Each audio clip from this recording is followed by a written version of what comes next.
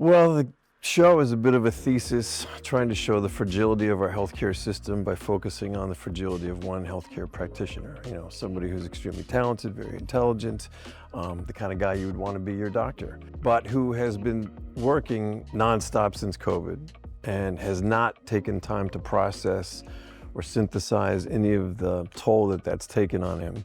So he's kind of compartmentalized it all, stuffed it down, and found other ways of not dealing with it that aren't particularly healthy. And this was a day of an inevitability. When we meet him on this day, it's the day that it's no longer going to be tenable to wear the mask. So the whole exercise was to get to that moment and to show a sort of slow and steady drumbeat towards it, and to make that drumbeat really relatable so that everybody could identify with, yeah, you know, I've often wanted to fall on the floor of a peds room and cry too. So I think in a way he became more emblematic of how we all feel post-COVID than just healthcare practitioners, but that was the exercise.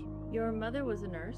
Still is. They're like Marines. Still is. One- Wow. Once and for all. She also keeps her license up, even though she's about to turn 80. Recently, I heard you in an interview say that the scene in the pit where you're listing all the people you couldn't save to your stepson, and she told you a story about a 4-year-old boy who died around the time when you and your brother were around that age.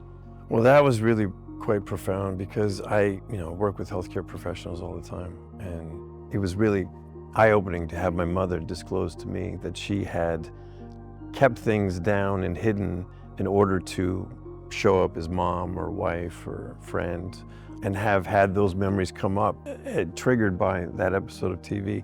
And in a way, if you were going to prescribe a treatment to somebody who has had these kind of traumatic events happen to them, one of the preferred methods is exposure therapy, where within the confines of a safe environment, you're getting a little bit of a dose of what it was that was your trigger in the beginning. And if this show provides that exposure therapy to people who are first responders so that they can relive it, but in the confines of their living room surrounded by loved ones, I think that's really, really positive.